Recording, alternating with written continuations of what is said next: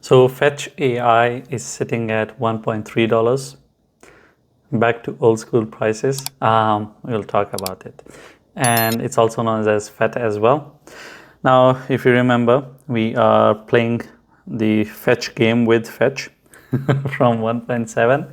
And the most funny part of it is that I talked about the drop, that if it loses it, it is not going to stop at 1.3. It is going to pretty much head towards 1.1.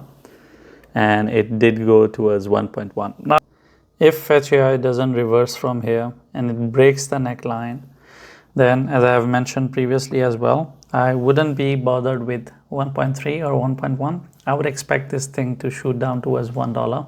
Now with FetchAi, these are August prices. If you remember 5th of August, if you remember 5th of July, we're talking about prices from month of August and July.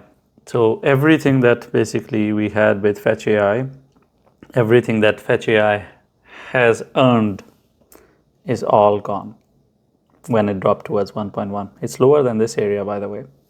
And that's because this area is November. So if you look at it, it's a complete delivery, and there are no shockers whatsoever. And let's look at it. Yeah, it's the summer prices back to summer prices. So you can say back to school offers.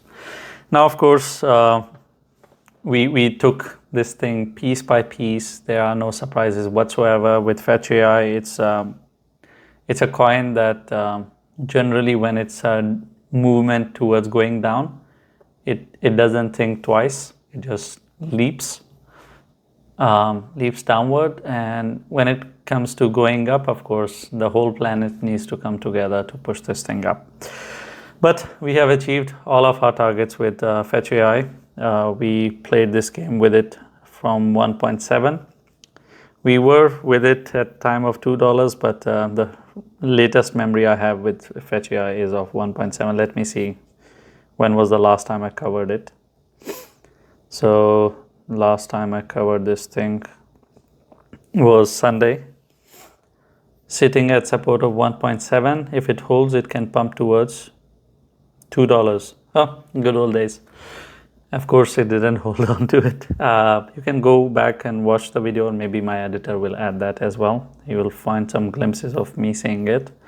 But now let's get back to the most important question, what to expect. I'm not going to offer you 1.7 as a resistance, which I should, because if it is not able to conquer 1.7, then everything FetchAi does should be considered fake out. I'll give you a long-term and a short-term perspective.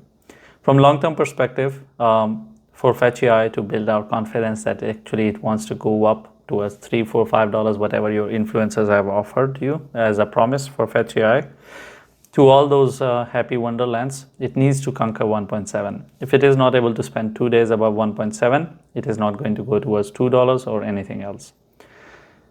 If we look at it from the perspective of short term, it needs to live above 1.5. So instead of 1.7, I'm offering you 1.5. It's sitting at 1.3.